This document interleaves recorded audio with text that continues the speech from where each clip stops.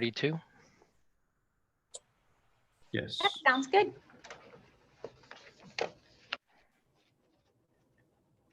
All right, good morning and welcome to the joint meeting of the Cities and County Transportation Advisory Committee and San Diego Regional Traffic Engineers Council meeting. I'm Julie Procopio. I am the chair of the CTAC. I represent the city of Escondido as its city engineer.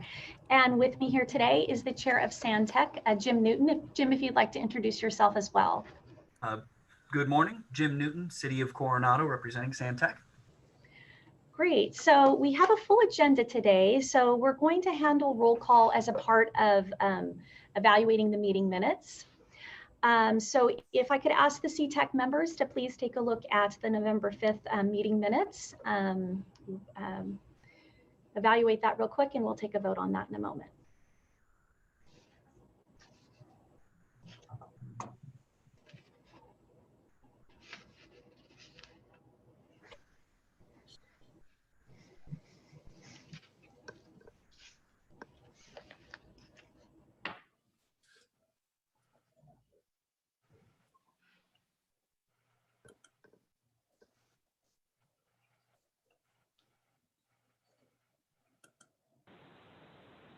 And I'll entertain a motion if someone would like to make a motion. Mike James, move approval. Great, and a second, please. Ed Dean, I'll second it. Great, thank you very much. So Alex will call the roll, and when he does, if you he'll call your agency, and when he does, if you could please introduce yourself, your name, and your title, that would be great. Thank you so much, Alex. Thank you, Chair. City of Carlsbad. Do we have Sam? Sorry, who's Hussein, please? Okay. Chula Vista. Tiala. Can we mute Tiala, please? Okay, I muted her. It was kind of soothing. It was nice. So anybody from City of Chula Vista at this point? Alex, it's Eddie Flores. I'm here. Okay. And for CTAC members though, Eddie? I believe Frank is going to join, but he's not here yet. Okay, that's fine. City of Coronado. City of Del Mar. Tim Thiele, present. Do you approve the meeting minutes, Tim? I'll abstain, Alex. I wasn't here. Perfect, thank you. City of El Cajon. Mario Sanchez present, and I approve the minutes. Thank you. City of Encinitas, obviously Ed. Oh, sorry, Ed Wimmer. Yes, City of Encinitas, Ed, and I approve the minutes. Thank you. City of Escondido. Julie Procopio, yes, approved. Thank you. City of Imperial Beach. Let's move on. City of La Mesa. Phil Kern, I approve the minutes. Thank you, Phil. City of Lemon Grove, Mike. Hi, Mike James, yes, approve. Thank you. City of National City. Jose Lopez, vote to approve the minutes. Thank you. City of Oceanside. Hamid Bahadouri, SanTech. Okay. Thank you. Do you approve the minutes, Hamid? I do. Okay, thank you. City of Poway. Hi, Melody Rocco. Yes, I approve the minutes. Thank you, Melody. City of San Marcos, Ed. Ed Dean, City of San Marcos, and I approve the minutes. Thank you. City of Santee. Minji May, City of Santee, I approve the minutes. Thank you. City of Vista. Matt Atterbury, City of Vista, I approve the minutes. Thank you, Matt. City of San Diego. This is Gary Chewy. Yes, I approve the minutes. Thank you, Gary. Mo, City of Solana Beach. Mo Samak, I vote yes. Thank you, Mo. County San Diego. Yeah, Bill Morgan, County of San Diego, approved minutes. Thank you, Bill. NCTD, I saw Robert Robert. Kalix, I have to abstain. It's my first Okay. meeting. Welcome, Robert. Thank you. Do we have MTS?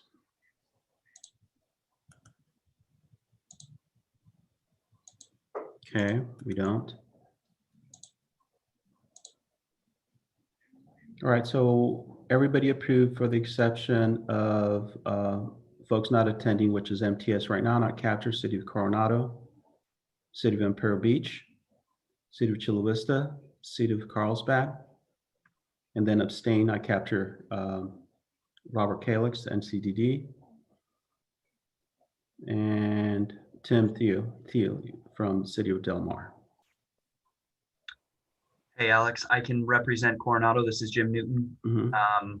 as the alternate for the city, but I'll abstain from the vote, having not attended that meeting.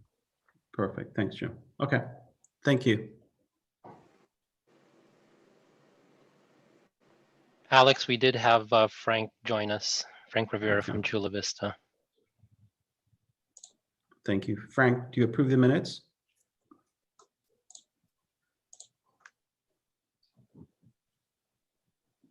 Yes, I do. Thank you, Frank. Okay. We're good. Alex, I also see that David Toshak has joined us. I'm not sure if he voted.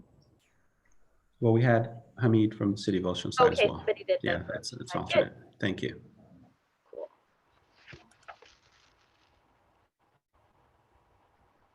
Great. Did we miss introducing any tech members as a part of that vote? No, I think we got everybody. Now that you mentioned David, we saw Hamid, so we got everybody. Okay, fantastic. Great. Okay, so we can move on to Santec's review and approval of the minutes. So Santec members, if you could take a moment, review the minutes, and I'll entertain a motion whenever someone is ready to do so. Hamid. I'll make a motion to approve Santec minute. Okay. Mike James, I'll second. Okay.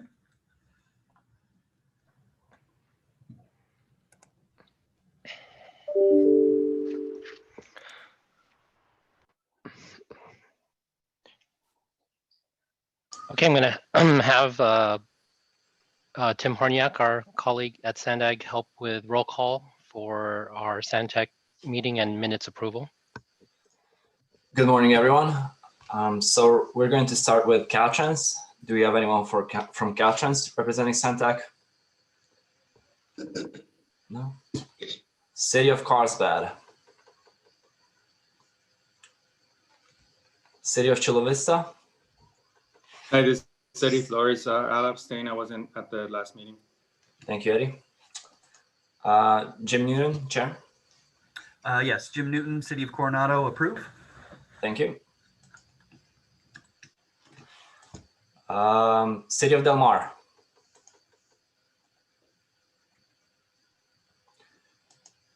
City of El Cajon. Mario Sanchez, I have to abstain. Thank you, Mario. City of Encinitas. Abe Bandigan, present, approve. Thank you. City of Escondido. Pirkko Ruotsalainen, approve the minutes. Thank you. City of Imperial Beach. Steve Manganello, approve. Thank you. City of La Mesa. City of La Mesa, Mike Kennard, approve the minutes. Thank you. City of Lemon Grove. Mike James, Lemon Grove, approve. Thank you. City of National City.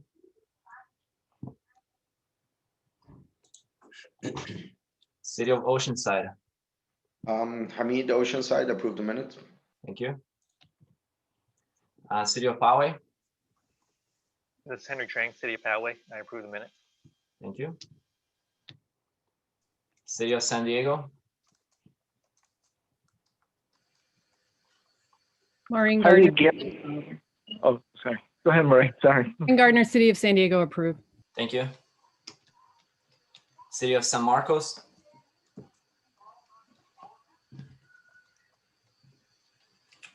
City of Santee. Minji Mei, City of Santee, approve. Thank you. City of Solana Beach. Jim Greenstein, City of Solana Beach, approve. Thank you, Jim. City of Vista.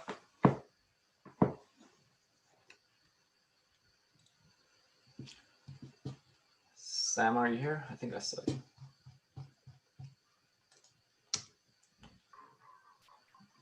Okay. County of San Diego.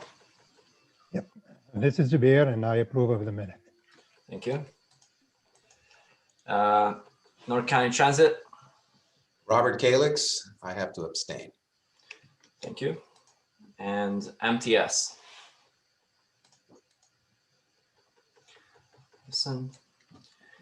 Is there anyone who has been missed?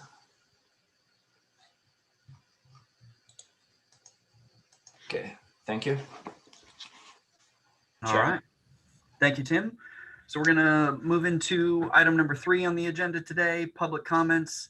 Does anybody have any public comments on items not already on the agenda? If so, please use the raise hand function to get our attention, or turn on your video and wave me down and we'll recognize you.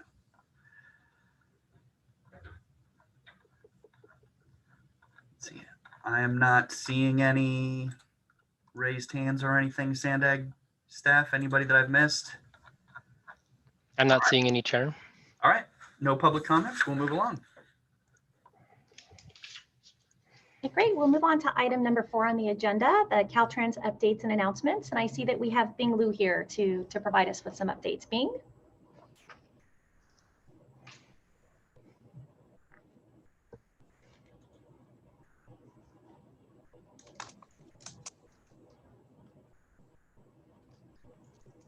I'm unmuting Bing. Bing, we can't hear you.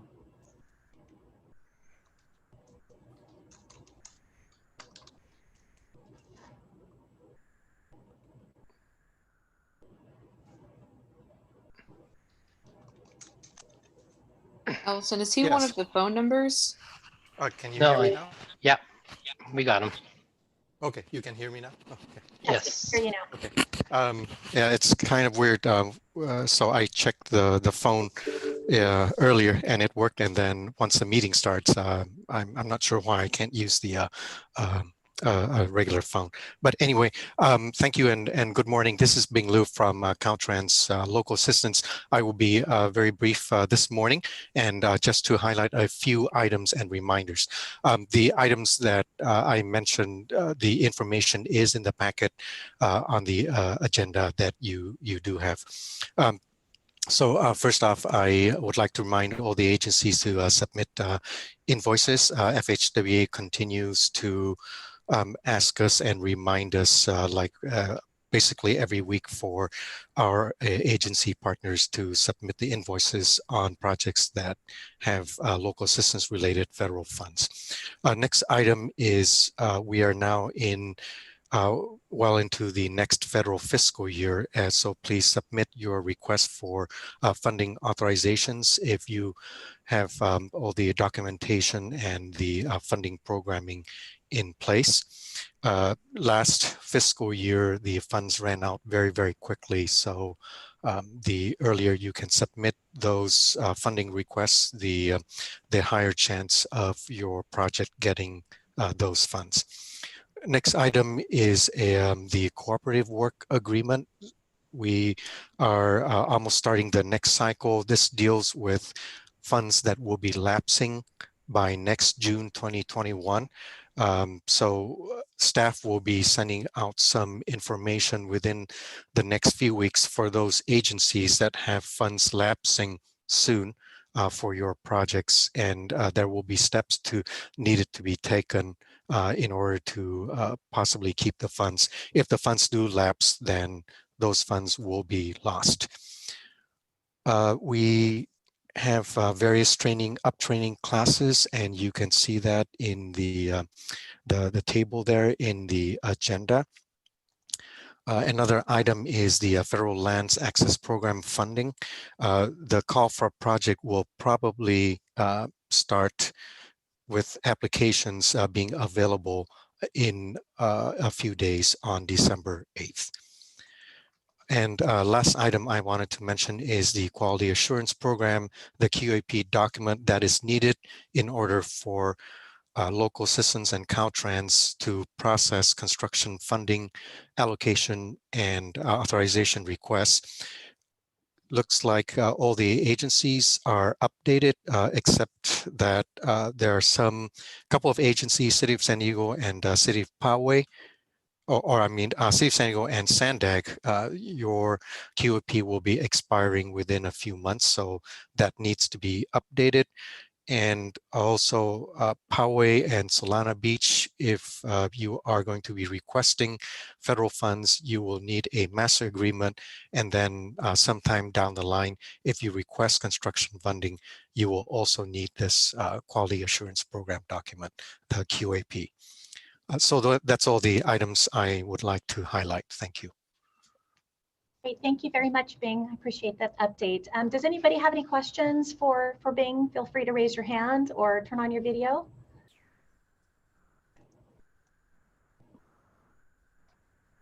Okay, I don't see any questions. Sandag staff, do we have any raised hands?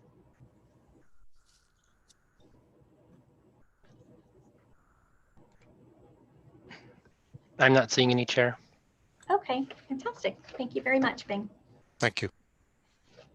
All right, so that brings us to item number 5 today, bridging the digital divide, developing a regional digital equity strategy, presentation by Antoinette Meyer from Sandag. So Antoinette. Thank you. Alex or Ellison, is the PowerPoint ready to share? Yeah, I could bring it up and then just tell me when you want to switch, okay? Thank you. Bear with me. No problem.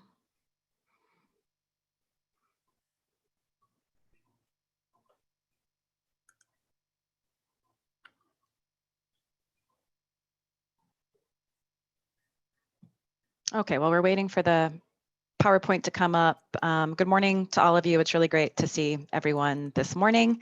And I certainly hope you all had a wonderful holiday despite the really difficult times that we find ourselves in right now.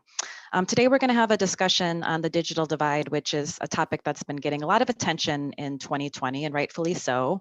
While it's not a new issue, the pandemic has certainly illuminated the impacts of the digital divide on our underconnected and unconnected residents, which are mainly our rural communities, our tribes, lower income households, and other digitally disadvantaged populations like seniors. So today I have a pretty brief presentation on some of the activities that have been happening at the state and regional level related to bridging the digital divide, but I really want to spend most of the time today on a discussion with all of you on how we can best coordinate and collaborate on the development of a regional digital equity strategy and action plan. And I'd also really like your feedback on our proposal to form a cross-sector task force that can assist Sandag staff with developing the regional strategy. Next slide, please. So I'm sure you're all familiar with the term digital divide, but at the most basic level, we're really just talking about the gap between the members of society who do not have reliable access to information and communications technology, mainly rural and low-income residents, and those who do. Next slide, please. Broadband has become essential to our lives. Distance learning, telehealth, job searches and remote work, civic engagement, social interactions, accessing social services and emergency services. All of these activities really require a reliable internet connection. So our unconnected and underconnected residents are at a distinct disadvantage in many ways, and the digital divide has really exacerbated some of the existing socioeconomic inequities that exist. Next. I think you all know that closing the digital divide is also critical to the future of transportation and the ability to really fully benefit from all of the technology advancements that can drastically improve transportation operations and safety, and that can really help to bring the regional vision for the 5 big moves to life. It also supports sustainability. During the pandemic, we got a glimpse into how working from home and other remote access options have the potential to significantly reduce car travel and the associated greenhouse gas emissions and air pollution. And of course, it provides local jurisdictions with the broadband infrastructure that you need to advance smart city initiatives to make your municipal operations more efficient, to improve transportation and reduce energy consumption. Next slide. So what does the digital divide look like in our state, in our region? There's over 2 million Californians that don't have access to high-speed broadband service and 8.4 million residents that don't have household broadband subscriptions. Next. And in the San Diego region, 23% of lower income households don't have a broadband subscription. 20 to 40% of students in many of our local districts are underconnected or lack home internet access or a device to be able to participate in distant learning. And 42% of people living in our rural areas have fixed internet compared to 97% in urban areas. So there's a real distinction between rural and urban in our region. Next. So in August, Governor Newsom signed an executive order to bridge the digital divide by mobilizing across state agencies. The order directs agencies to pursue a goal of 100 megabytes per second download speed, and it requires the development of a state broadband action plan, which is actually due at the end of this month. The California Broadband Commission has done a really extensive job seeking input on the development of that plan. They've held a series of statewide workshops and listening sessions. I was able to participate in one of those, and they released a draft actually last week. The executive order also outlines actions across other state agencies to accelerate mapping and data collection. The California Public Utilities Commission is really charged with this, identifying funding and other strategies for rapid deployment and adoption of high-speed internet. The full executive order I provided to you as an attachment to the staff report if you'd like to look at all of the details. With regards to transportation, though, the executive order directs state transportation agencies to identify and incorporate the installation of fiber conduit into appropriate and feasible transportation projects along strategic corridors. And proactively planning for and incorporating broadband into these projects can lead to efficiencies and cost savings, as well as public and private partnership opportunities with internet service providers. The state's also going to be developing a Dig Smart policy. Next slide. There's quite a bit happening in our region to both address the immediate crisis and to plan for longer term efforts to expand broadband. This slide highlights some of the public sector activities that I'm aware of. It's certainly not an exhaustive list. It does not include programs that the private sector has really stepped up to offer during this time of crisis, but I think it demonstrates that there is significant work being done by a variety of agencies, and we could benefit from a coordinated regional approach to the digital divide. So the city of San Diego partnered with nonprofit San Diego Futures Foundation and supported 30,000 local households with that don't have computers. SD Access for All is City of San Diego program that's providing access to Wi-Fi and laptops in safe environments. Chula Vista is really leading in this area. They recently adopted their digital equity and inclusion plan and a telecommunications master plan. The County Office of Education provided millions of dollars in funding to 19 school districts, many of those in East County and our rural communities. And then the San Diego Foundation has granted several $1 million in relief funding to nonprofits who are helping with the digital divide. Next slide, please. And SANDAG has been involved in a number of efforts to expand broadband as well. So since 2017, SANDAG and our transportation partners, MTS, NCTD, and Caltrans have had an interagency agreement to expand their individual fiber investments and transportation corridors and share fiber strands to create redundancy and enhance network reliability. More recently, SANDAG, Caltrans, and Media3 have been negotiating a mutually beneficial fiber sharing agreement that will bring more broadband to South Bay. We're also incorporating broadband into the comprehensive multimodal corridor plans. So the statewide regional broadband consortia, there's 16 of them. They were established by the California Public Utilities Commission to really help address broadband deployment and adoption in California. They identified transportation facilities as obstacles to broadband deployment because of the lack of advanced planning for broadband. It's generally an afterthought, and it's often too late for internet service providers to gain access to projects. Although planning for broadband has not been done proactively in most cases, we hope to reverse this trend starting with the CMCPs that are under development. We were also invited recently to participate in a Southern California collaboration of public and private sector organizations that came together to begin to create a framework for streamlining the deployment of broadband infrastructure to be better prepared for future pandemics and other emergencies like wildfires. And a major focus of this collaboration was to create consistency with planning and policies and permitting practices. So developing a draft broadband resolution and draft model policy was a first step, and I provided both of those as attachments to the staff report. So adopting resolutions like this and updating policies can really demonstrate commitment that positions our region to take advantage of potential funding opportunities and partnership opportunities. And some of the agencies in the SCAG region are moving forward with adopting resolutions like this. I think SCAG is taking the resolution to their board next month. Next slide, please. So building upon this work, we intend to create a cross-sector task force in our region that will provide technical input on the development of a regional digital equity strategy and action plan, and will really help to coordinate all of the various efforts that are happening across the region. We'd also like to bring a resolution to the SANDAG Board of Directors for adoption later this winter to memorialize the region's support for bridging the digital divide.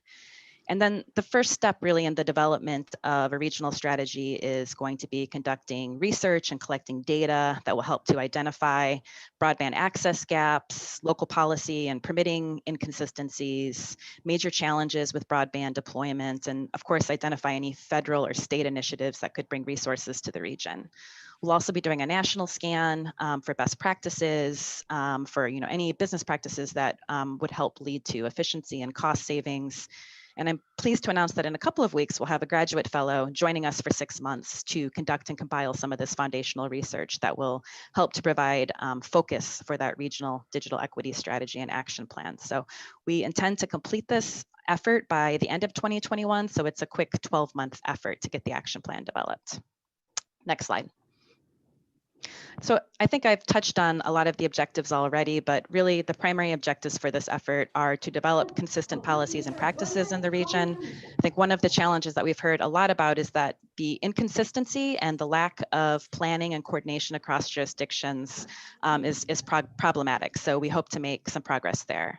I also mentioned the importance of incorporating broadband into transportation plans. This will be part of the CMCP process, and we want to ensure that it's more of a consideration in transportation plans and projects moving forward. We also want to foster cross-sector and cross-agency collaboration to make the most of all of the resources that are going into bridging the digital divide. Obviously, identifying funding and partnerships is an objective. We understand federal stimulus funding is expected, and there could be funding at the state level as a result of the executive order. So we should be preparing for those opportunities. And of course, as a transportation agency that's planning for the future of transportation with our member agencies, we really see this as an opportunity to accelerate ITS and smart city initiatives. Next slide. Next slide, please. Sorry, Antoinette, it's not moving Delayed. forward. That's okay. Yeah. Well, it's the last slide actually, and it was just it was some discussion topics that I was hoping to hit on in the conversation. We're not limited to the topics on the slide whenever that slide pops up, but would love to get your input on what you see as those opportunities for regional collaboration, any data sources that you may be aware of that we should be looking at, or best practices that we should be looking at, task force composition and scope. We'd love your input there. And then just generally this framework that we've put together to develop the equity and action plan. If you have feedback, input, advice, would love to hear about it. So I want to stop talking now and open it up for your discussion. Thanks so much. Great, thank you. Let's open up for questions or comments. Again, turn on your video or raise your hand and we'll recognize you.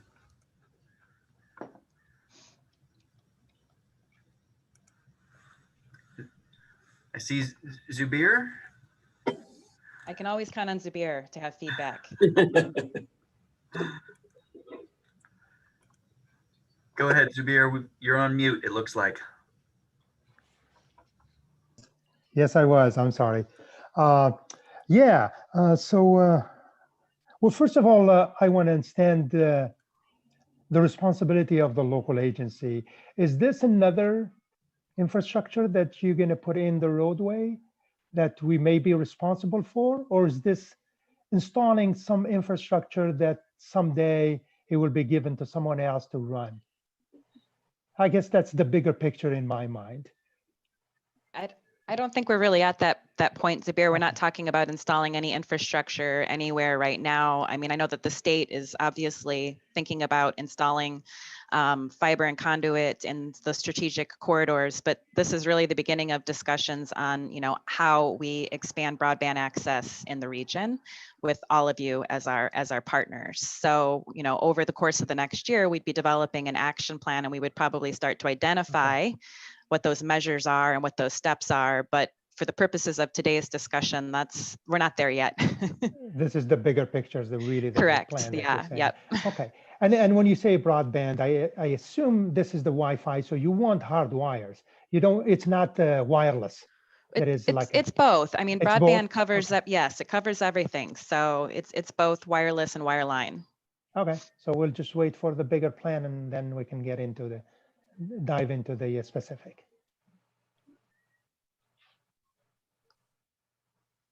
All right, I saw Ed Dean, I saw your video come on. Did you have a question or comment?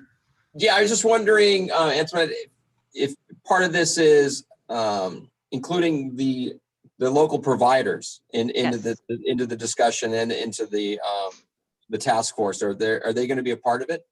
Yes, absolutely. I should have mentioned that, you know, when I say cross-sector task force, it's public agency and private sector, which would include the internet service providers. It's regional stakeholders, but it's also stakeholders from across the state, because there are a number of organizations across the state that are working on statewide initiatives. So yes, if you have recommendations on specific companies or individuals that you think would be valuable participants in the task force, please let me know. All right, thank you. Of course, we encourage all of you to participate too, especially those agencies that are doing a lot of work in this area. Antoinette, this is Robert Kalix from NCTD. Hi, Robert. Nice to see you again. Yes, thank you for your presentation. As always, very informative. I was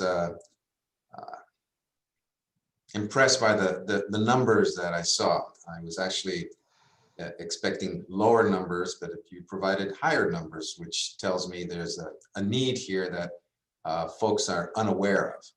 And so these are the kind of things that I like to bring to the attention of my executive director.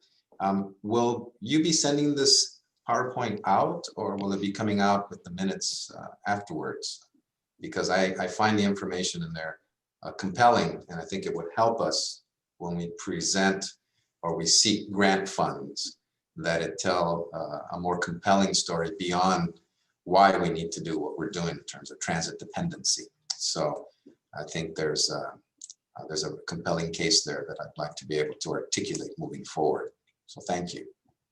Absolutely. Happy to share the deck after the meeting today. Thank you.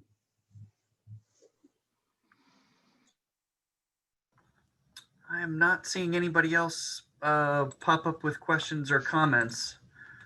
Antoinette, if we do have feedback on the draft resolution or policy, how long do we have to provide you that feedback? It would be great if I could get feedback by early January.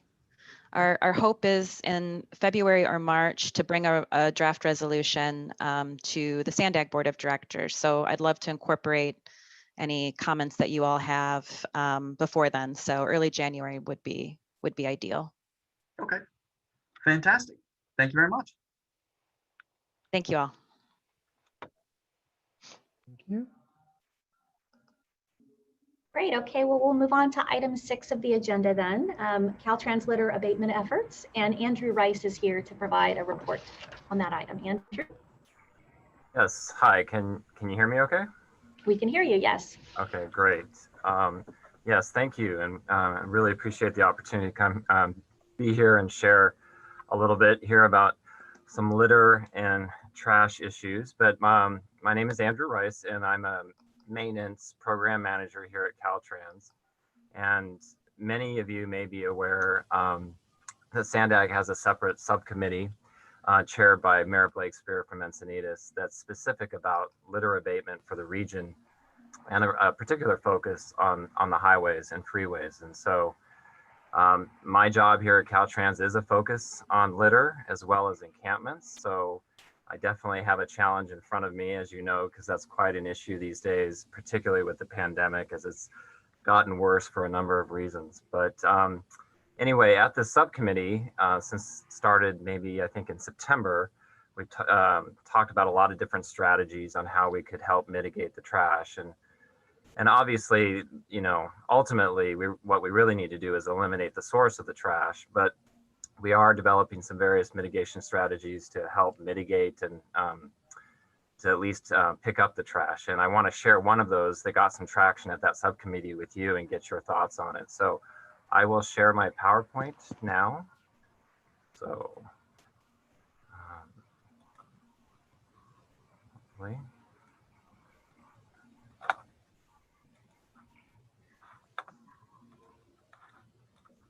So are you seeing this? Yes. Yes, we can see it. Okay. Yeah. Okay.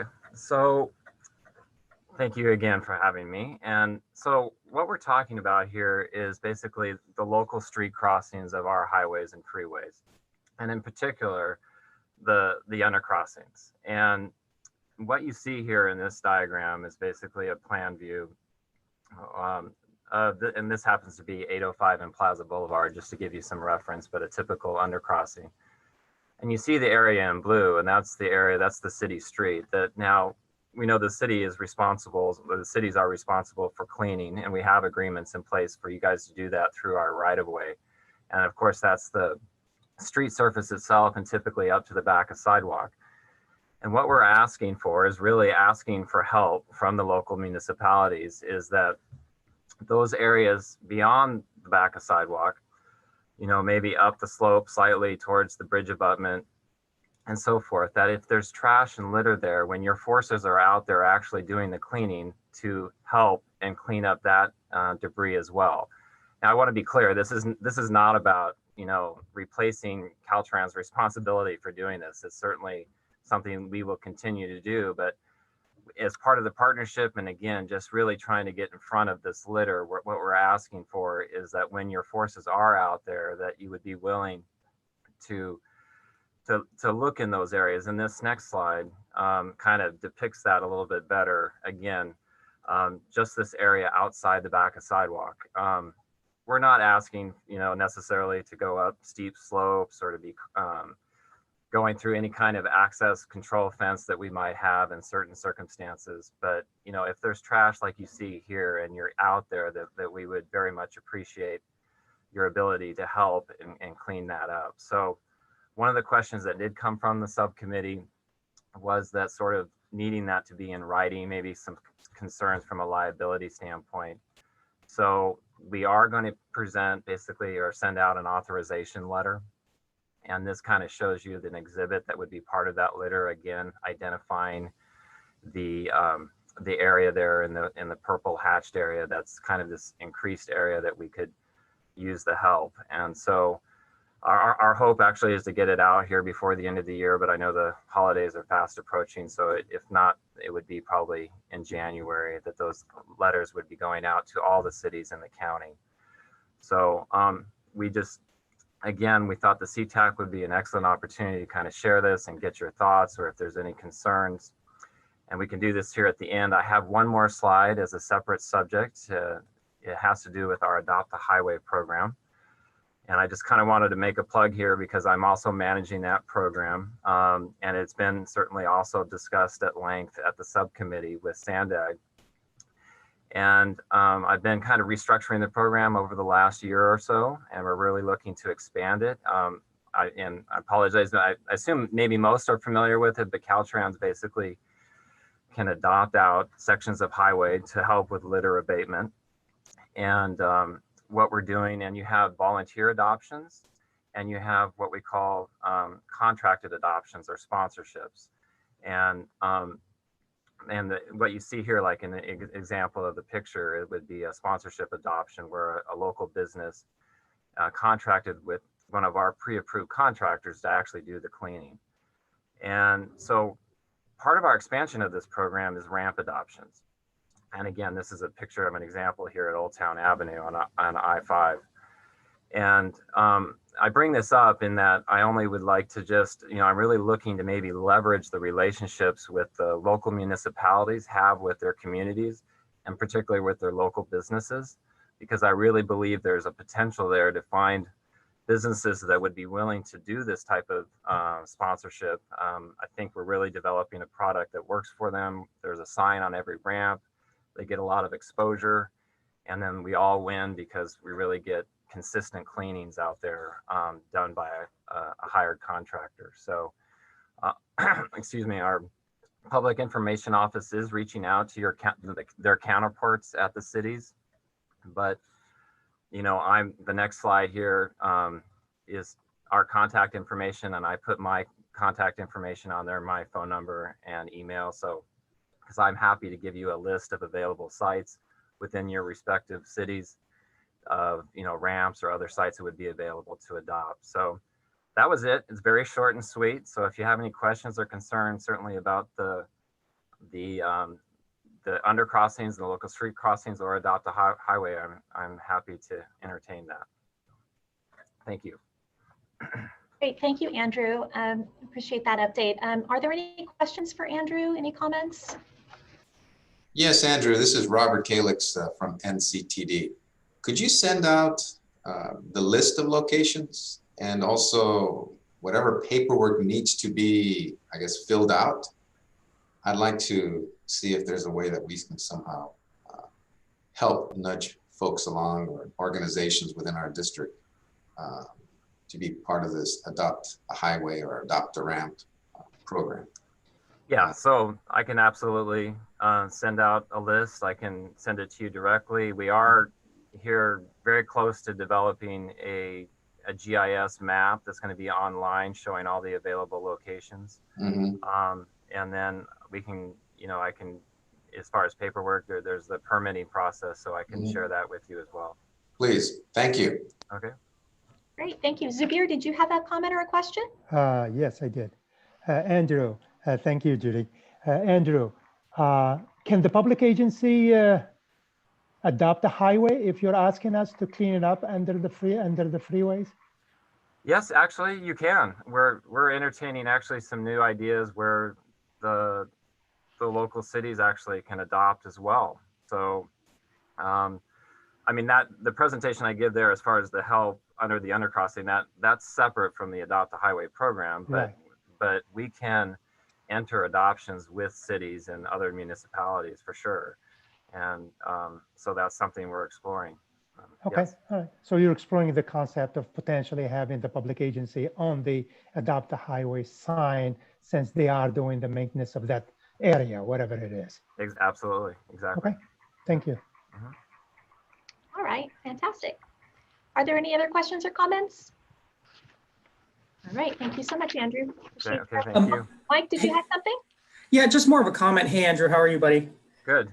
How are you? I just doing well. Thank you. I just wanted to just express my thanks, because I know Andrew and City of Lemon Grove have been working very closely on litter abatement. And we're not talking about homeless camps or cleanups, but the process in and of itself has been very time consuming. And the team at Caltrans, especially in the East County, has worked very well with us to be able to help just kind of clean up litter and just beautify the entire 94 corridor, which is nice. And I know I'm receiving comments from my council and also the public. So thank you very much, Andrew, for that. And Zabir, great question, because there's this actually one of the off ramps we do maintain. So maybe, Andrew, I'd like to explore that with you later on. But I just wanted to just express my thanks with the process that we've gone through and how well it's worked to date. So thank you. Yeah, thank you. And Chair Julie, I just wanted for records, we don't see any additional comments or raised hands. All right, thank you, Alex. Thanks so much. Great. All right, that brings us to item number 7, development of regional smart intersection and curb management concept of operations reports. We've got some Sandag staff here for presentation. So this is Alex Estrella. So before I turn it over to Alyssa from our Kimley Horn team, I just want to kind of set the stage here. And this is something that kind of what we brought to you before. I think we brought it once to CTAC and Santec, and it's specifically working on the development of two concepts of operations report, the smart intersection system and what we call the curb management system. So we're here to provide you an update with that, specifically kind of an update with what's been completed to date, where we actually issued a survey to gather some insight in terms of identifying the needs, kind of pinning down those needs, but also drafted some goals and operational scenarios. So we'd like to say that if you haven't taken the time or the opportunity to participate in that survey, we'll be issuing a link to that survey. So we have an opportunity to participate in that survey. But as previously presented, as all of you know, that in order to carry out the implementation, sort of what we call the next OS elements, our next operating system, which is one of the 5 big moves, it starts with examining and attaining an understanding of how that technology and the data will be used. And that's an understanding of all different stakeholders. And that's generally identified through the completion of concept operations report. So before we start designing and planning and working on these technology elements, we have to kind of be clear and understanding on the purpose and the proposed technology, those tools that we use. And again, how that system will be used across various users of the system. So, and that's why we started working on two concept operations report. So that's why we're here today.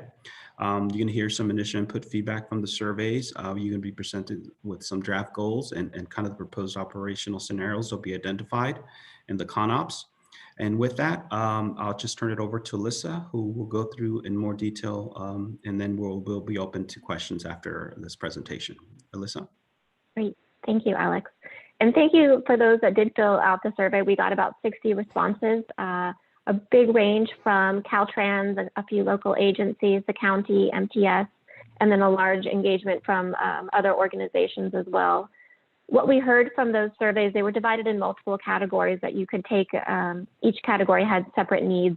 What we saw from those surveys is that safety is obviously the primary focus for many of you. That's where the largest needs were in safety. But also the equity and accessibility came up as second ranked. And that's something that we're taking account of, especially as we look at both of these concept of operations and our larger TISMO plan. How can we input equity and accessibility into these plans we're working on? Traveler information and mobility services was third. And the two concept of operations that we're working on, the signal operations and the curb management, were respectively fourth and fifth. So that leads us to develop these concept of operations. Some of the ones that didn't rank as high, I think, is because we need to do more outreach into those specific areas like freight and border management. And some things like performance measures in the back office support all the other needs, and they might not rank as high, but they are certainly important in terms of supporting the equity and accessibility and the safety. When we looked at the overall survey, the top 5 priorities were the first important need was the need to coordinate information between agencies during major incidents. And I know we've talked to both of your groups in the past about how important this is when we're looking at TISMO operations. The second was greater transit frequency and better reliability at the border. There's a need to support emerging modes for equity and accessibility, whether that's micromobility, and we're looking at the flexible fleets and how that can support some accessible transportation services. There's also a need to match mobility service providers with individuals based on their accessibility needs. And that comes into what Alex was talking about, maybe with some of the next OS stuff that we're looking at, how to share data between different agencies in terms of accessibility and mobility. And then finally, a topic very familiar to many of you is the need to share real-time traffic signal timing plans with other agencies and really coordinate those operations. So what we are doing with these needs is that we're providing traceability to both of the concept of operations that we are filling out. That's the curb management concept of operations and the smart intersection system. And some of these needs will trace directly to the TISMO plan. And we'll continue that traceability throughout our work. And some of the priority topics will be woven throughout all 3 of those documents in terms of equity and accessibility, safety, and communication and coordination between agencies. As we're developing both of these concept of operations and the TISMO plan, we're looking at the survey results and see the need for performance metrics that are needed to support some of these higher ranked needs. And that means that we need to understand what the data needs are to develop the performance measures, how we can track those, and what performance measures will support some of the higher ranked needs like equity and accessibility and safety. As I mentioned, we need to engage the freight community and identify some of those traveler information linkages with the operations, because that's really the user standpoint that we're looking at for the TISMO. They need the information so they can make better decisions about their mode choice and their operations. As we've talked about in the past, we're going to be using these needs that we've developed from the TISMO survey and also from the meetings that we've had with you and other stakeholders to develop the goals for the smart intersection systems, which is what we're doing right now, and then also to provide traceability to the objectives and the operational scenarios that I'll talk to you about in a minute. The goals that we've developed so far for the smart intersection system are shown here. And they trace directly back to those needs. So we want to prioritize equity and accessibility across all modes. And that's what we've been talking about for smart intersections. Who is using that intersection right now? And how can we make that intersection function for the people that are using it at that minute, whether it's transit or micromobility? We want to be able to share that information in real time to connect users with their operations. We're also looking at using more advanced technologies like connected vehicle and vehicle to infrastructure communications to enhance operations. We want to support transit and active transportation modes with intersection operations and obviously improve safety across all of the modes. Something that's come up in these groups and several times is looking at the interoperability with an open architecture and making sure that our technology choices will help enhance overall system and regional operations. As we're developing this smart intersection concept of operations, we realize that everyone is starting from a little bit of a different baseline, and everyone wants to get to a different goal. And so what we've decided is that there are multiple dimensions that we're looking at in terms of the intersection operations. There's the institutional dimension, and that goes from basic, I just operate my own signals and I don't talk to anyone else, to more extensive information sharing between agencies. And everyone is starting from a different baseline there, and maybe you need to decide whether you're going to be, and we're going to provide in the concept of operations, how those levels will work. The same with multimodal strategies and active transportation. If you don't have very high volumes of transit utilization or active transportation modes, then some of the strategies that we're suggesting in the concept of operations might not work for, you might not be a level 5, you might be more of a level 3. And the concept of operations will explain the strategies based on what level you are or where you want to go. Technology maturation or innovation has to do with where we are on the scale. For a smart intersection, everyone needs to have a controller or basic communications. But there are some agencies that are looking to move more towards the connected vehicle implementation, and that's a more extensive technology.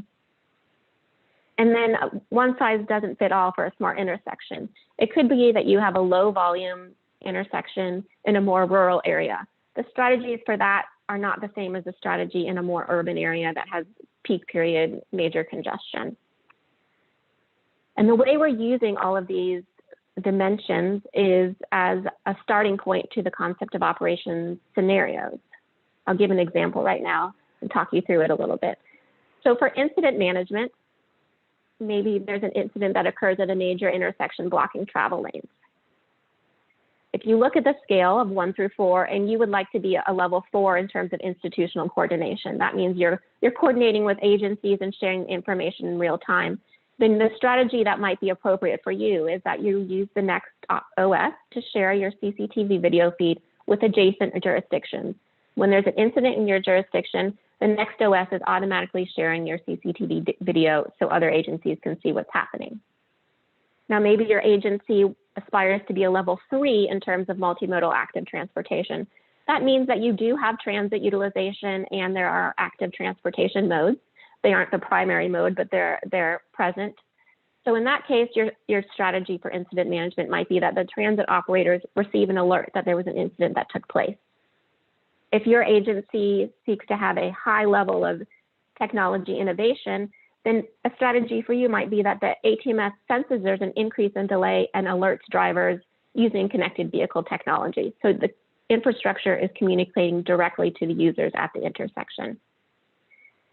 And in terms of intersection utilization, maybe you don't have that much, not high volumes in your intersection, but in terms of an incident, that would directly impact operations. So a level 2 might use a pre-approved signal flush plan to manage the incident response.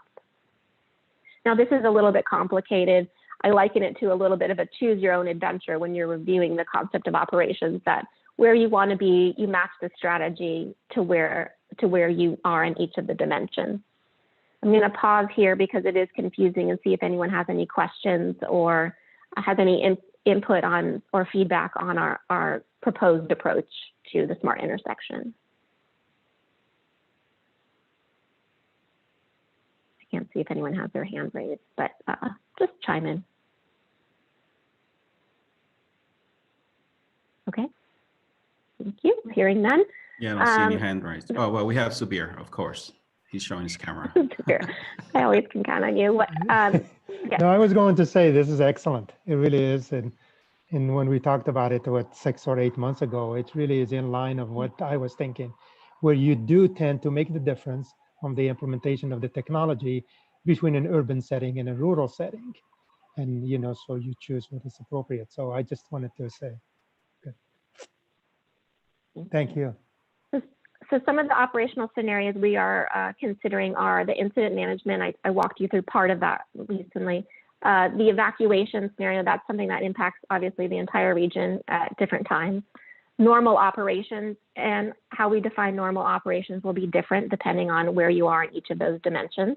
It could be severely congested peak periods. It could be lower volume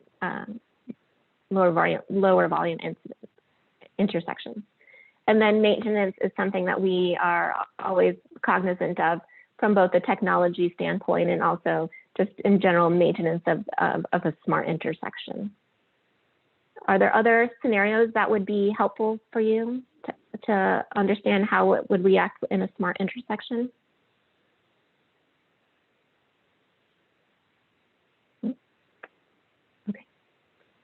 So that's what we're doing right now in terms of smart intersections. We are using that needs survey for traceability to these goals.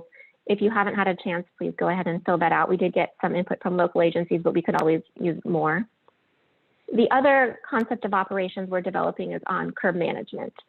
And as we look at curb management, we're looking at how we can best utilize the curb dynamically to meet the needs of all of the users of the transportation network. This triangle shows the walking, more active users towards the top with the personal vehicles towards the bottom. And that's really just a paradigm shift a little bit in that the curb has traditionally, many people think of the curb as a parking lane. And we want to kind of turn the tables on that and look at how it can be used for all modes, including transit. There will be an emphasis on accessibility and providing ADA compliant curb lane infrastructure, whether that is ADA parking spaces or ramps where people would need them the most. We also are looking at connected technologies at the curb to both electric vehicle charging stations, but also real-time communication of how the curb is being used, taking into account that digital divide that Antoinette just talked about, and how can we communicate the curb space with all users, whether it's in multiple languages or in multiple applications.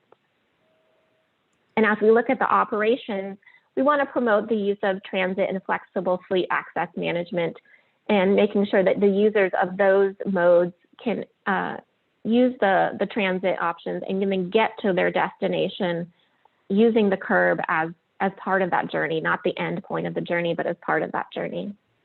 And we want to look at using the curb flexibly in terms of parking restrictions might be specific for time of day, or maybe in terms of how deliveries are used. We're looking at both a a COVID scenario and a post-COVID cases for dining and other uses at the curb as well. And through the survey and meetings with stakeholders, we've developed some of these goals for the concepts of operations. Again, equity and accessibility are very important, especially for the curb lane. Real-time information, again. We want to make sure that commercial and passenger loading is taken into account and micromobility.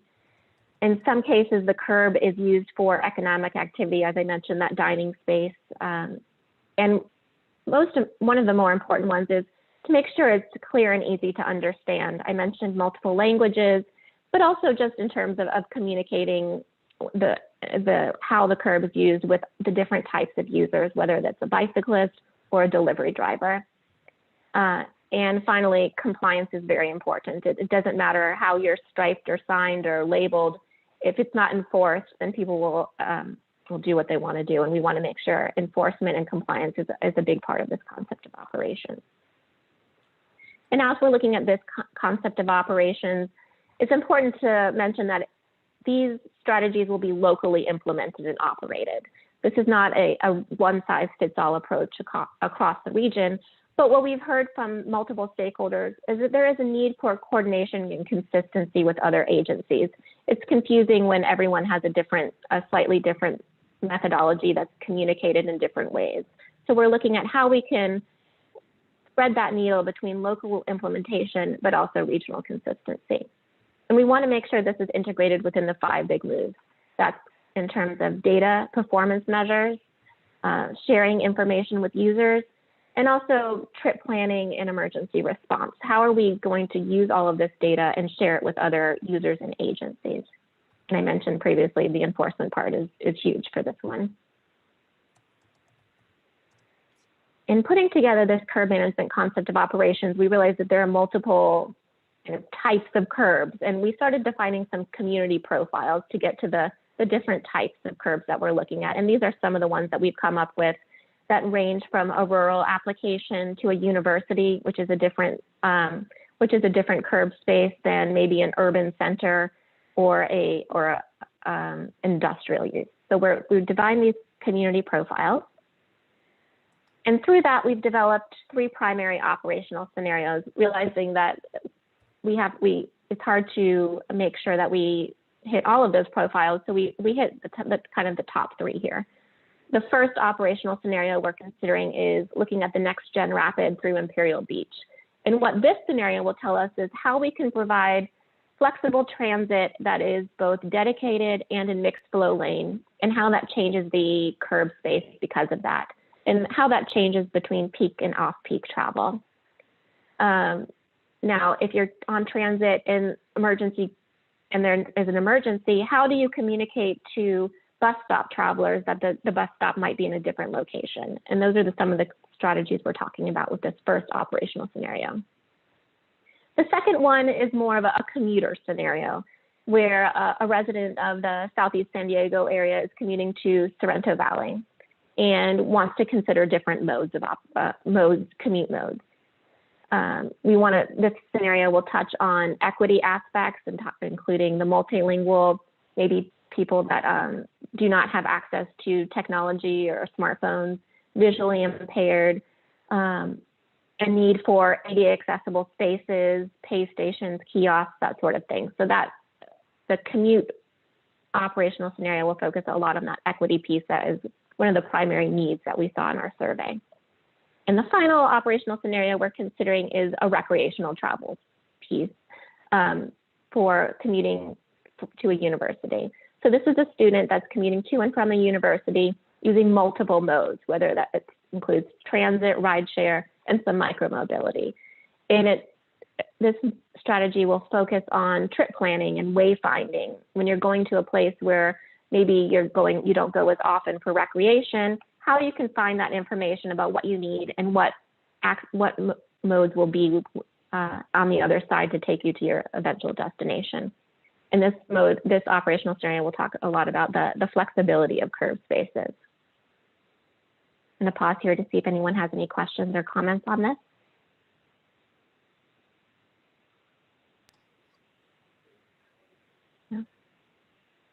I do have a comment, Frank Rivera, Chula Vista. Okay. Just on your graphic where you showed the sidewalk, with our micromobility devices, we're just very cautious about what is allowed on the sidewalk. And bicycles are allowed on the sidewalk in residential areas, but not in commercial areas. So that's just, I guess, a better explanation of what needs to be mentioned. That's all. Thank you. And as part of this curb management, we are trying to identify some of those local restrictions so that we can be sensitive to that as well. So thank you. That's important to know. You're welcome. Now, this is Hamid's promotion side. We have same restrictions for sidewalks in front of established businesses, no bicycling and no roller skating. And you're showing it. No roller skating either. Oh, interesting. Okay, thank you. I'll write that down.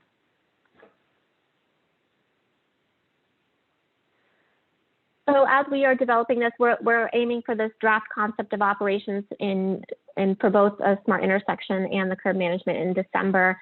There'll be multiple opportunities to provide input both through the survey and through the document itself, and we'll be finalizing these in February. Anything else? Any other questions or comments? Yes, Alyssa, this is Robert Kalix from NCTD. Thank you for the presentation. It just seems that everything we're doing here is so timely.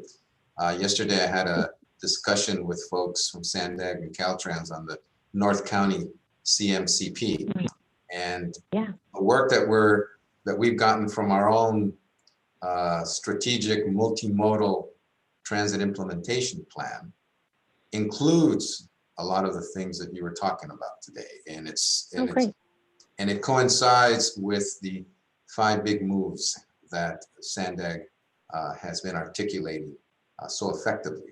So I'm excited because I think all of this is going to come through the breeze, speed, and reliability study that we're going to embark on starting next March, where we're going to work with each individual city and the county to see how we can help cities identify street improvements that not only will accommodate and facilitate transit mobility, but it would facilitate all these other ways that people get around.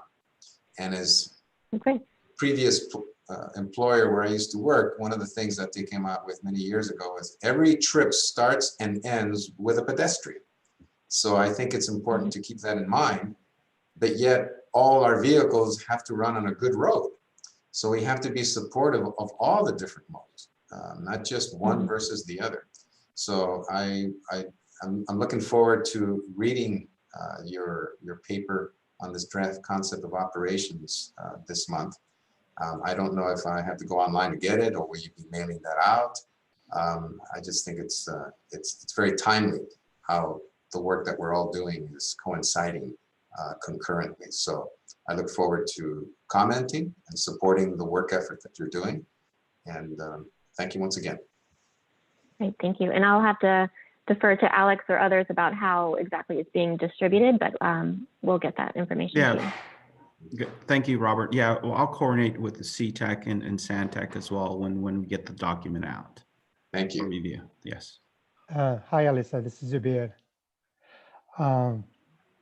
I guess I'm not sure if at this point the concept of operation gets into the dynamic versus the static signing, because you're talking about a lot of curb management and also the smart intersection, and a lot of it is probably going to be achieved through signage, whether it's a fixed sign or a dynamic sign that changes with time of day. So does the concept of operation get into that? Because that leads you to another long step through the California Traffic Control Devices Committee and potentially FHWA to change anything in the MUTCD. Have you guys considered anything of that? Right. The concept of operations will not identify a specific technology, but will talk in general about how that information is communicated, whether it's dynamically or statically. Obviously, we know the MUTCD rules, so we'll talk about it within those confines, but it won't say exactly where the signage has to be located or what the exact You know, it's not necessarily, we're not promoting vendors or anything, but we will talk about how that information is communicated, certainly. And then that next step, Subir, as you know, as long as we have a traceability to that overarching, you know, whether it's real time or static, whatever, identifying the ConOps, we get to the system racks. Right. Then that's when Yeah. we really start talking about, you know, with that technology to help us advance that. Yep. Sounds great. Yeah. And I'm glad also to hear Robert from NCTD talking about the multi-users. So maybe now we can work, the county and NCTD can work closely on our North County Railroad and getting things done, coordinated between the two agencies better than before or in the past. Thank you. Well, I'm looking forward to it. That's part of my charge here, is to make sure that Excellent. all those Excellent. things are getting coordinated, okay? Excellent. I'm looking forward to it. Thank you. Alex, I have a question for you. Do we know when that draft concept of operations will be released in December? Would it be a good idea to consider maybe scheduling a review of that draft? Maybe by in CTAC January? January? Yeah. There's going to be more detail. I'm not sure how much additional detail will be included, but if there's going to be substantially more detail, then it might be a good idea to discuss that in January. With the That's a great CTAC. idea. That's a great idea. And I'll coordinate for both to go to CTAC and Santec, correct? Great. I'm not seeing any other hands up or video on. I'm keeping an eye on the clock. So I think we'll wrap this one up. If there are other questions, Alyssa, thank you. If there are other questions, please get those submitted to me or Alex, and we'll get those answered as best we can.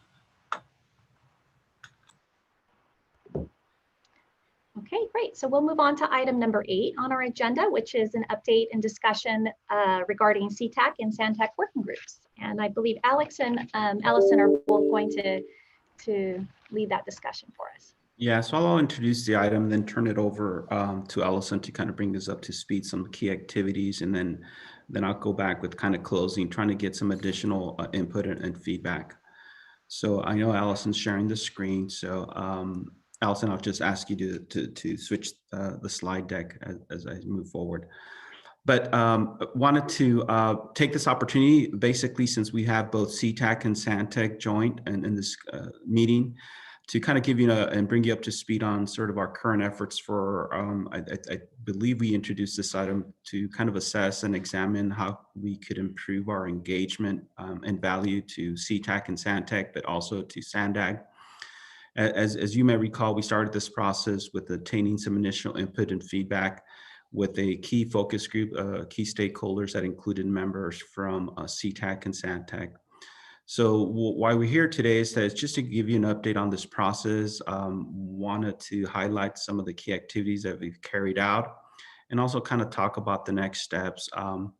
And the idea here is that through that discussion, want to get some additional input and feedback as we consider moving forward. But specifically, there's a number of discovery items that Allison and our team undertook with some insight from the sort of that focus group. And trying to kind of examine and gain and document sort of what the existing practices are and sort of what are our possible opportunities and best practices with our agencies.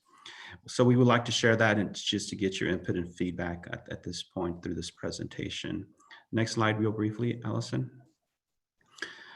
So what you have here is just sort of a snapshot of what we've done and sort of the key activities and sort of what is that next step. So as you can see here, we've taken a number of discovery efforts.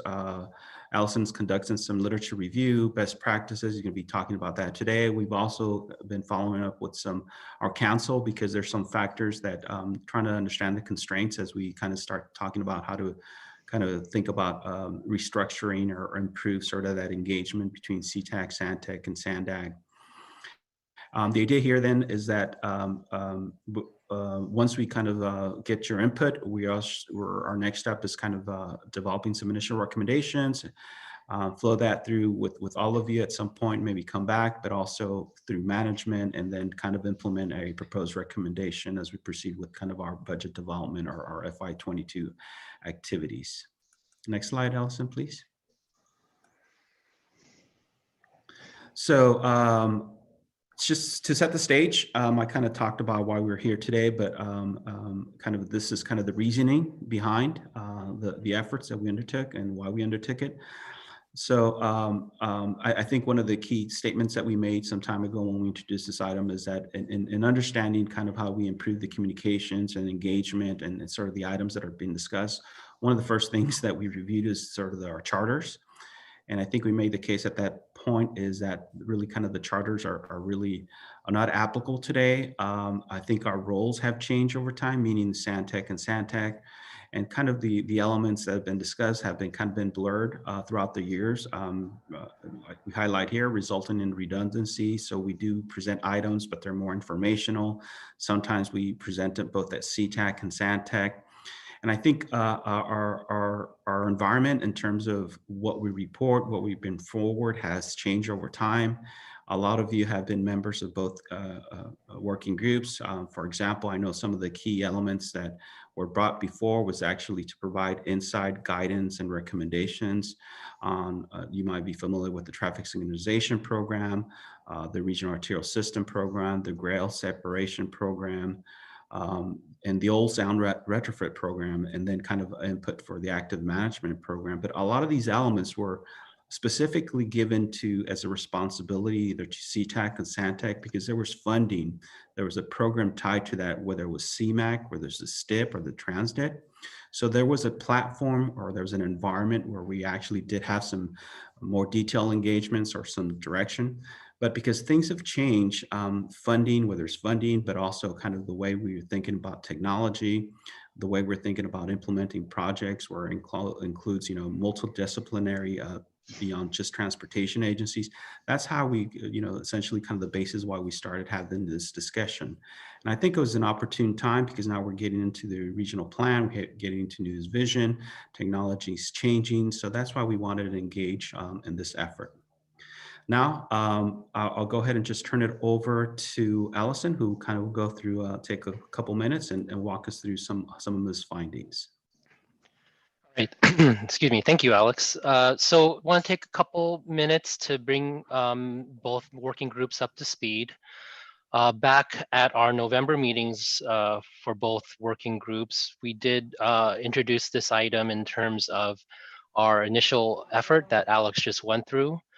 We did meet with our focus group of your peers at an initial meeting in September and got some feedback. And since that meeting, we have since gone through a more advanced discovery effort in terms of reaching out to peer agencies within California, as well as many as we could find during this pandemic that would talk to us from throughout the country. And so my colleague Tim and I have done some outreach of our peer agencies and wanted to bring back some of that information back to both these groups since we are conveniently grouped, having our joint meeting together. So so within California, we found that a lot of our peer agencies do have a TAC, a technical advisory committee similar to CTAC. Some of them are very similar to CTAC in terms of being consistent of public works directors, but some of them, expand beyond public works directors and involve other transportation professionals. But certainly it is a very common for an MPO or a COG or a county COG to have a TAC. Now, what we did find in our scan, particularly in California, is that we don't have a lot of groups similar to Santec. So you are a special group, Santec, a group of 100% represented traffic engineers from each of the 19 member agencies. We're not finding that many of them. There's a independent group in Octet in the Orange County area that is loosely aligned with OCTA and ITE, as well as at our last Santec meeting, Hamid from Oceanside mentioned a local independent group of traffic engineers in LA County. And so you can kind of see that, having a group of local traffic engineers meet in a regional forum is not as common as the TAC. So what we have, I've provided in attachment 1 for item number 8 is is a group of about a spreadsheet of about 20 groups, similar to particularly Sandtech that we found. We documented as many as we could in the time that we had, and again tried to reach out to particularly our peer agencies within the state, and we did do a few interviews with some folks out of the state. So on the spreadsheet that is attached, as well as on the slide that I'm on, you'll see that I'm highlighting 4 peer agencies within California and 3 agencies outside of the state. Our friends to the north in Orange County and Los Angeles, they both work, have a working group that's, again, similar to Sandtech in terms of focusing on arterials and ITS. And you'll see that when it comes to a Sandtech type of group, there is usually an arterial theme or an traffic engineering theme or an ITS theme than most of the groups that we found. Along with MTC up north, which is a larger effort because, they are a 9-county MPO. They do have an arterial operations committee. All three of these groups are required by ordinance because similar to our Transnet program, our half-cent sales tax, most of these 3 groups do exist either partially or wholly because of their respective sales tax measures. The MTC group does have some policy recommendations that they do make to a higher group, similar to how Sandtech can, how CTAC can make recommendations to the Transportation Committee. And again, all these groups have, within the spirit of their charter or in terms of how they operate, they do embrace this idea of a regional forum and of information exchange and technology transfer. So we did mention a few other properties or descriptors for these groups, particularly in the attachment that I provided, but some of the groups do have meet under an open meeting law similar to California's Brown Act. The one group that I did want to highlight, take a little bit of time to talk about, is the one in the Sacramento area.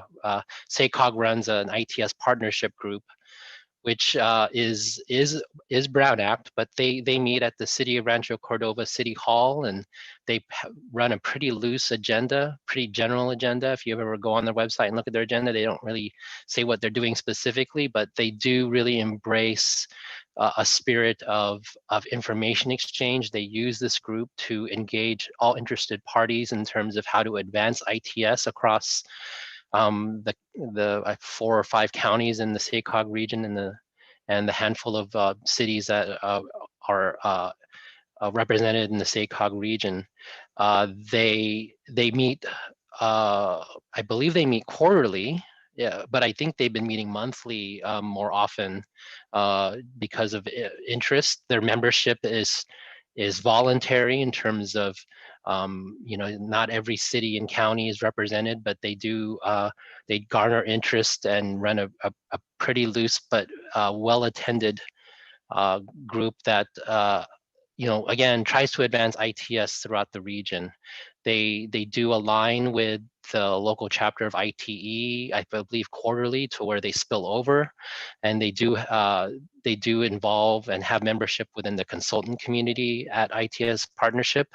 And again, because of the alignment with their ITE section or chapter, they do kind of spill over and do lunches and have the vendor forums that I know that we've talked about that we desire to have. They do have vendors come in and do presentations at the SACOG, and so what we found through these 4 groups and as well as the 3 groups that I've highlighted is that there is a lot of engagement with consultants and vendors.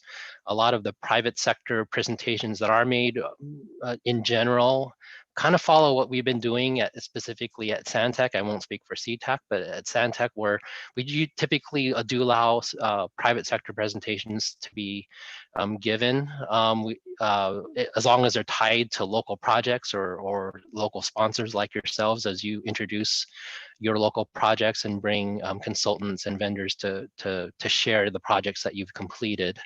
And again, in the interest of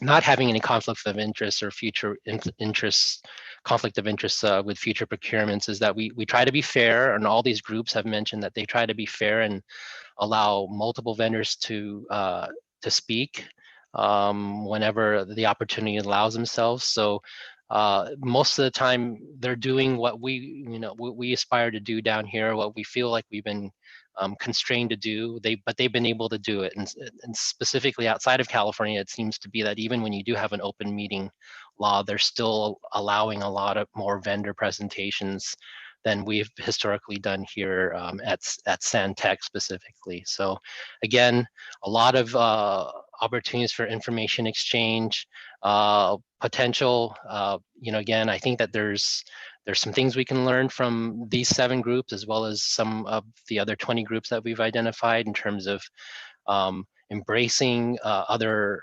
disciplines, other expertise, allowing folks to be more active members of the working groups, academia. There's, MTC is closely aligned with a couple of the universities up in the Bay Area. And so I think that from what we found in terms of best practices, in order to kind of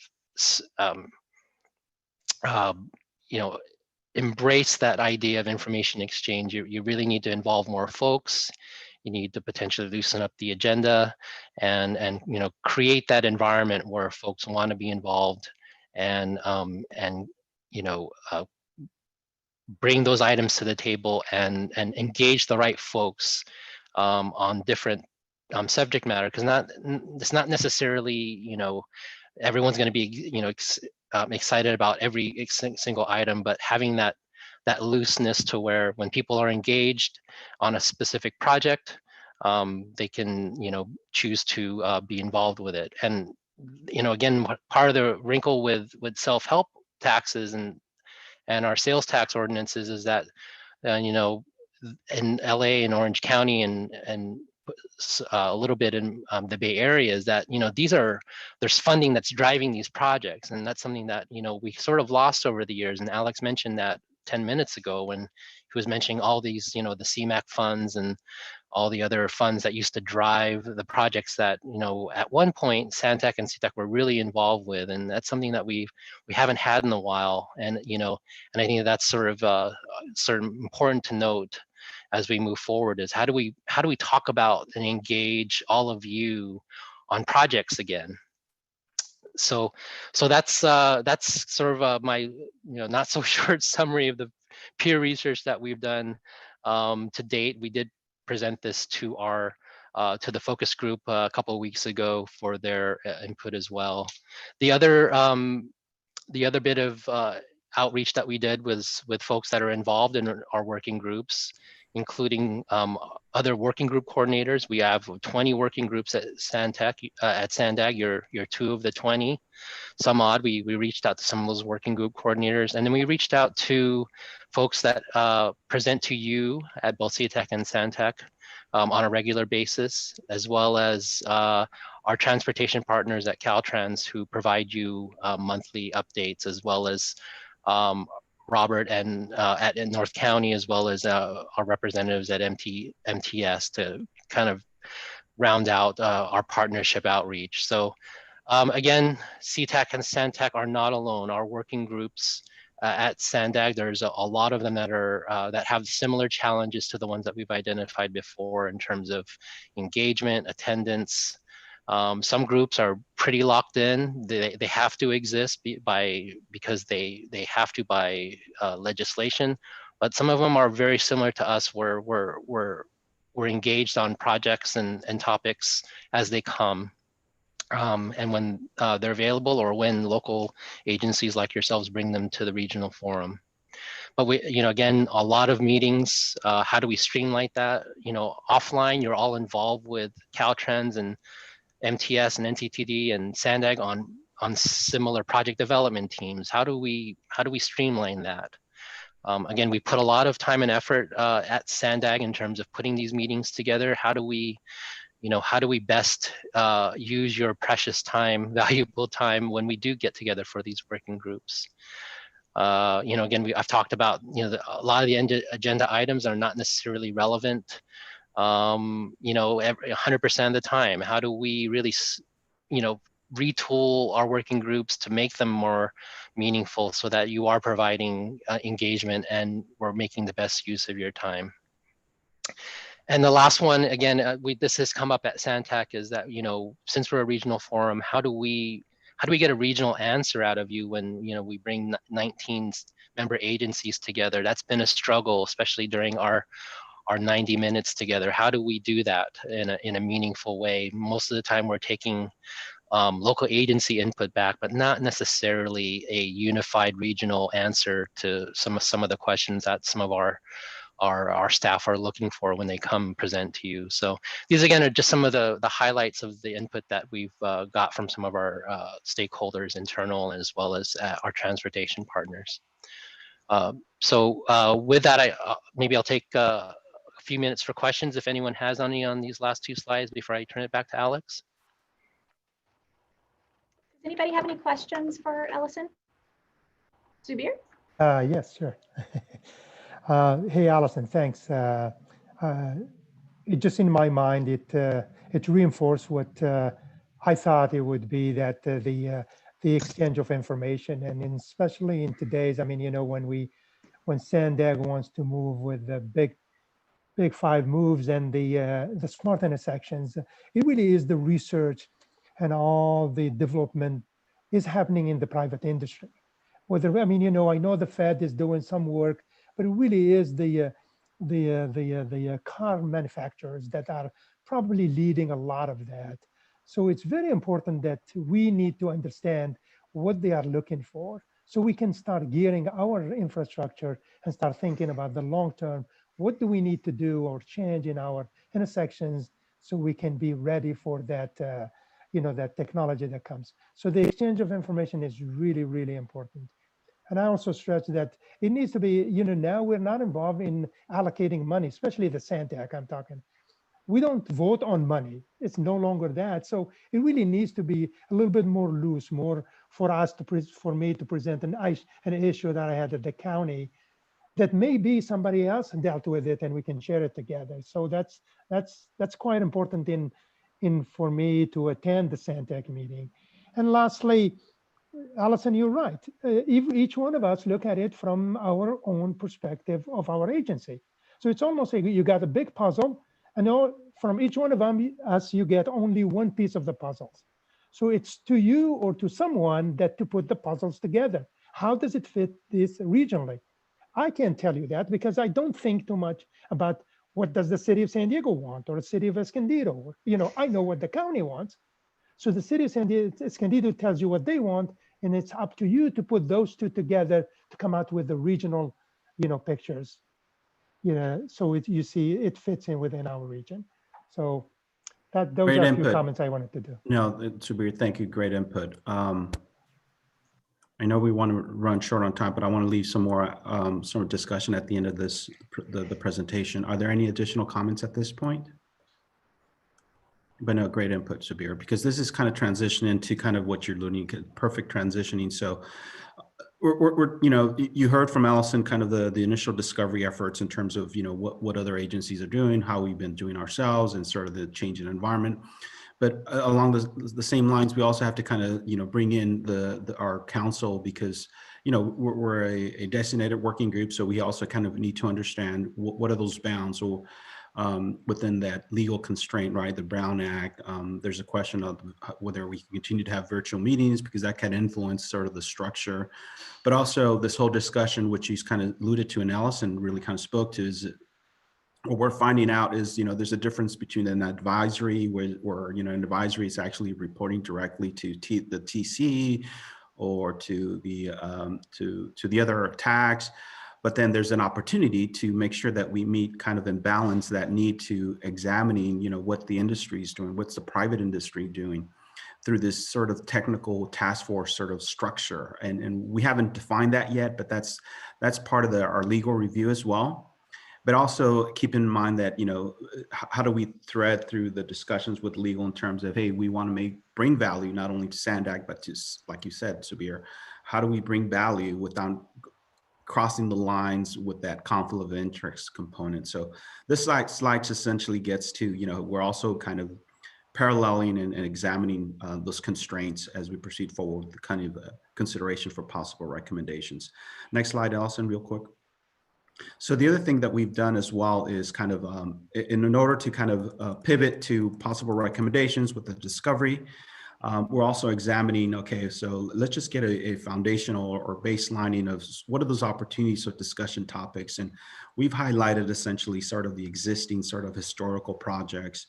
And I'm just going to go through the slides fairly quick, but the idea here is to kind of document everything that we've done in the past, but the opportunities that may exist in sort of the emergent technology as well, as you see here. And then also emergency concepts or focus areas discussions. There's a lot of focus on traffic, safety. So the idea here is that we need to kind of sort of consider those elements. And then I'll just skip to the next steps because I want to open up for larger discussion. So based on what you heard kind of as we proceed with examining possible recommendation on how we kind of re-engage or restructure these working groups, one thing that sort of floated to the top is kind of this maintaining this policy higher level recommendations to the TC or to the policy groups, but also providing that flexibility to continue to have that by way of a task force, or we continue the engagement, but it's more focused on specific projects or programs or technology. So that's one thing that sort of floated to the top. On the policy sort of restructuring, the idea here is because it's how do we bring kind of the multidisciplinary. When we talk about transportation, we're actually talking about mobility. But also on the technical side, it really kind of brings whether we do kind of a task force development. It serves as a regional forum for that technology sharing, best practices sharing, but kind of through a structure where it's more project or program focus or technology focus, but also provides an opportunity to kind of have that regional forum. So those are some of the things that we've sort of kind of elevated to the top. We haven't really kind of structured that at this point, but that's kind of the way we're kind of driving this possible recommendations. And that's essentially where we're at today. So want to get your thoughts on what you heard today. Any additional factors and consideration that we could consider as we proceed with developing the recommendations that I believe, like I stated earlier, we'll bring back to this team for as we start kind of shaping these recommendations. But with that, I'll just turn it back to Chair Julie Procopio and open up for discussions. And thank you. All right, thank you so much, Alex and Allison. We appreciate the report. I had the opportunity to be part of the stakeholder group, and so obviously much of what you're saying are things that I heard other CTAC and Santec members say in our initial kind of smaller group discussion. Certainly the role of technology and the need to engage and get input from our Santec members is really greater than ever. And so I think the ability to provide them with some flexibility is something that, and also eliminate this duplication of effort is something that I certainly would support. But I'm interested in hearing from members of both committees. Is there anybody that disagrees with this approach? Is there anything that you think that the smaller committee missed with respect to goals as we take a look at how our committees operate?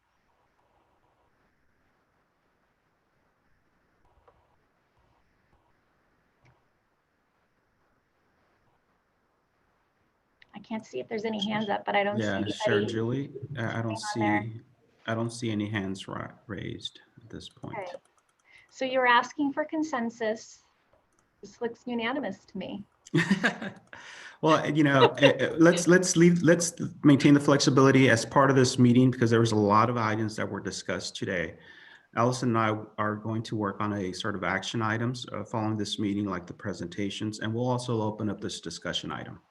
Absolutely. if anybody has comments and I get back to us. understand that you'll be providing more information as we move forward, and that we'll have a specific recommendations for each of our committees to take a look at. And certainly if there's any feedback, please provide that directly to Alex Ellison or Jim or myself. We're happy to facilitate any kind of feedback moving forward. Thanks so much. Perfect. Thank you. I see no public comments on this item, Chair. Great. Thank you. All right. Thanks, everybody. Moving on to the next agenda item, regional plan vision overview. Sandag? Yeah, and I'm going to lead in this discussion, and then I'm going to turn it over to Marissa Megan, who's going to share her screen with us. Excuse me. Hi, Marissa. And I'm going to introduce the team briefly, but excuse me, I gotta grab some water. So in terms of just providing background and context here, there's been a lot of information in terms of that been shared at the TC or their policy group levels. And we've also met with some local agencies and kind of bringing and providing an update on where we're at with, you know, the concept of these 5 big move concepts. And we made several presentations, but we want to take this opportunity because obviously we're meeting with both committees, Santec and CTAC, and just kind of provide an overview of the concept networks that we develop as part of the 5 big moves. And Marissa is going to share her screen and she's going to walk us, she's going to share the screen, and then certain team members that were leads in the 5 big moves would walk us through the network developments. And we're going to start with mobility hubs, moving with flex fleets, and then with transit leap, and then with the complete corridors. But before we do that, so we just want to take that opportunity to kind of walk through these network components, because maybe most of you maybe have heard or maybe have not, but I figured since we have both committees or working groups together, we could do that. But also kind of speak to kind of, you know, what you've heard or what we're going to present it is really the regional plan vision components.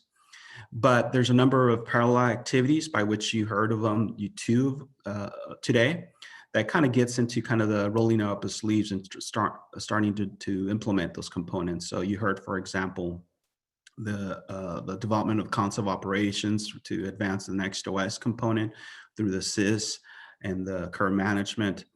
But we also have, and you're aware, most of you are participating in the development of the CMCPs.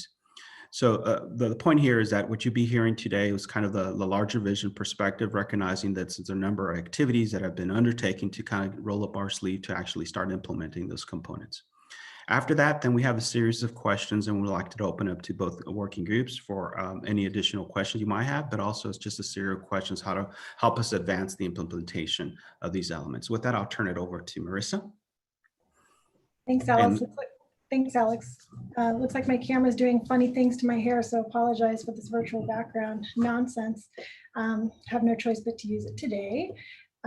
I wanted to start out with kind of giving a quick overview of mobility hubs and what we're calling our proposed regional mobility hub network.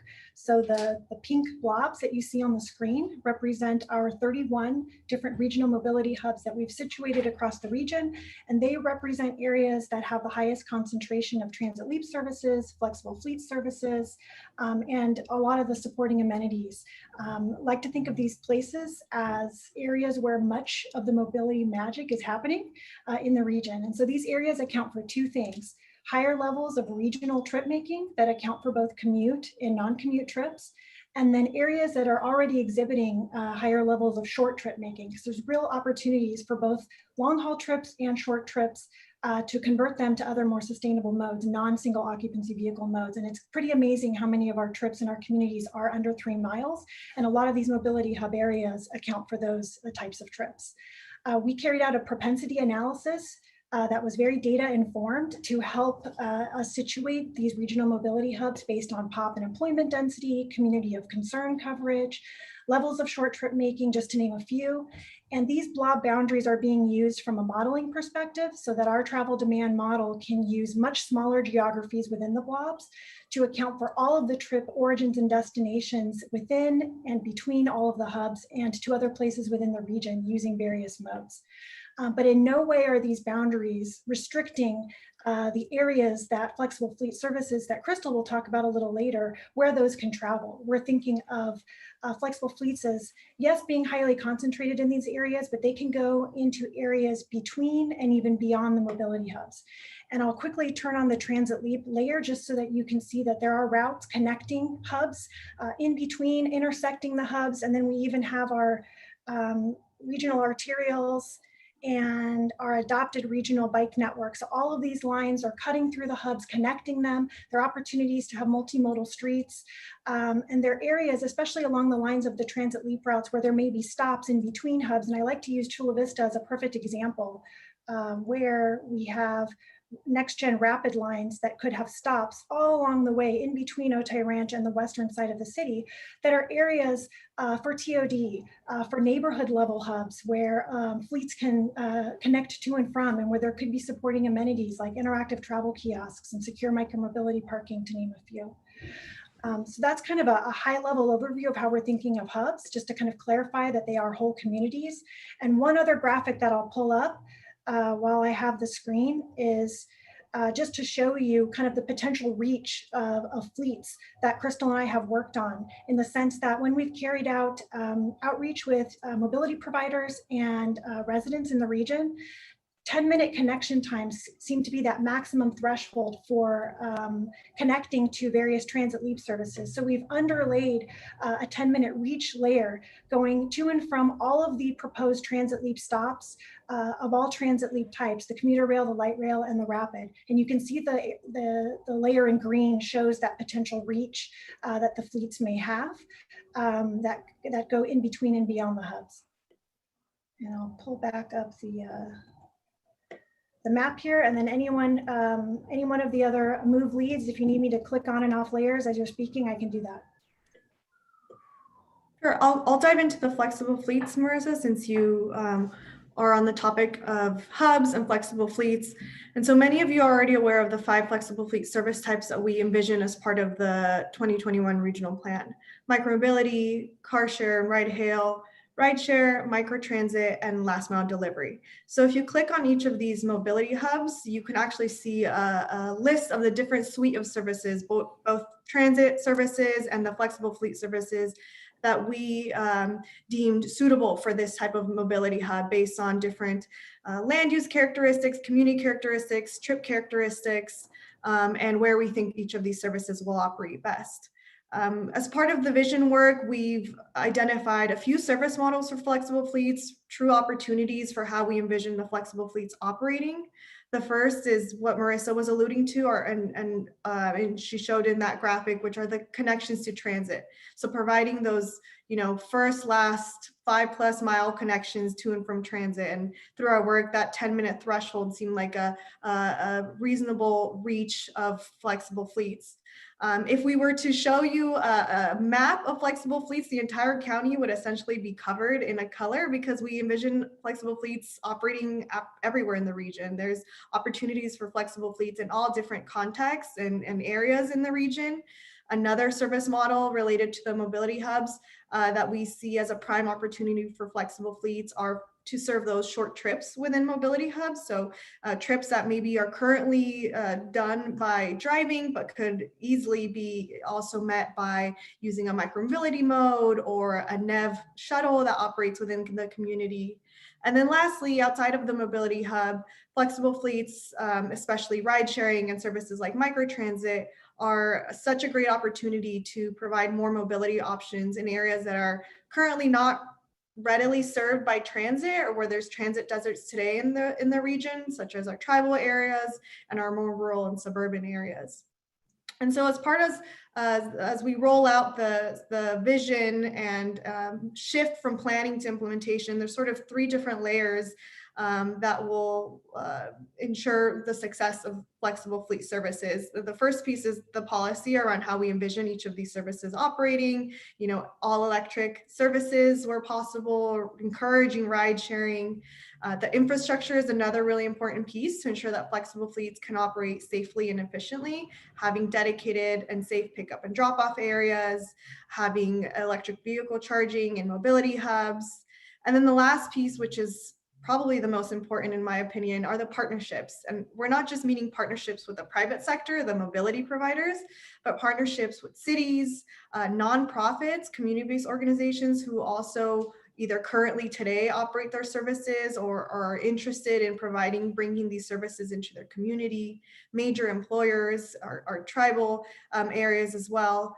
And, you know, there's a subsidy piece in all of this in terms of developing the right partnership model that will ensure that services are sustainable into the future.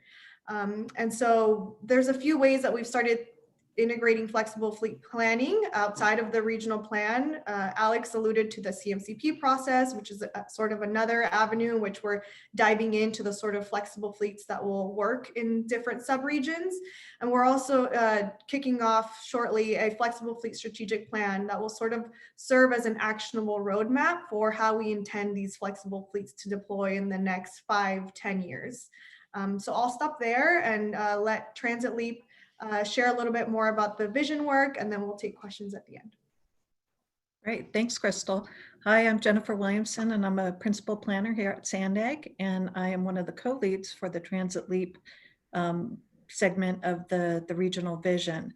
So the slide that we have up, or the portion of the slide we have up, illustrates how Transit Leap and the mobility hubs kind of intersect. What I'd like to do, though, is explain what all the different colors mean. I mean, it's not inherent. I guess you could look at the legend, but there's some service parameters that we've developed for each of these different types of services. So the dark purple lines that you see there are what we're referring to as commuter rail or passenger rail. And these types of services would be very similar to the coaster, but even more upgraded. And what I mean by that is that we would look to achieve higher speeds of up to 120 miles per hour potentially. Everything would be 100% grade separated. So that would include stations as well as the whole infrastructure track work. A lot of how we've developed these has assumed that they would be underground.